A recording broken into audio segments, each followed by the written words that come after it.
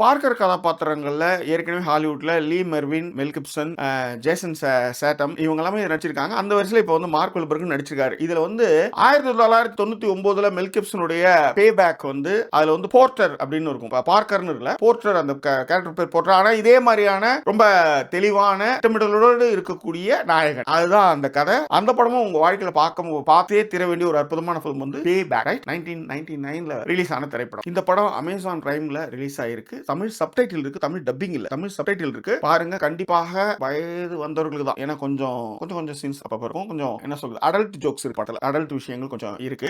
அதே நேரத்தில் இந்த படம் வந்து சோசியல் மீடியால எப்படிலாம் வந்து பேசினாங்கன்னா, ஒரு ஓல்டு ஸ்டோரி டெல்லிங்ல வந்து சொல்லிட்டு இருக்காரு நம்ம இயக்குனர் வந்து ஷைன் பிளாக் வந்து பழைய கதையை தூக்கி வந்து நம்ம கிட்ட வந்து கொடுத்துருக்காரு அப்படின்ற மாதிரிலாம் விமர்சித்தாலும் கூட ஓரளவுக்கு ரசிக்கத்தக்க திரைக்கதை இந்த படத்தை வந்து காப்பாதுன்னே சொல்லுவேன். கொஞ்சம் ஸ்மார்ட்டான விஷயங்கள் படத்துல இருக்கு. ஆனா ஒரு மைனஸான விஷயம் இந்த படத்துல என்னன்னா, ஏன்னா இவ்வளவு இப்படி ஒரு துரோகம் ஆனா எப்படிடா அப்படின்ற மாதிரி ஒரு ஃபீல் இருக்கும்ல, அது இருந்தது.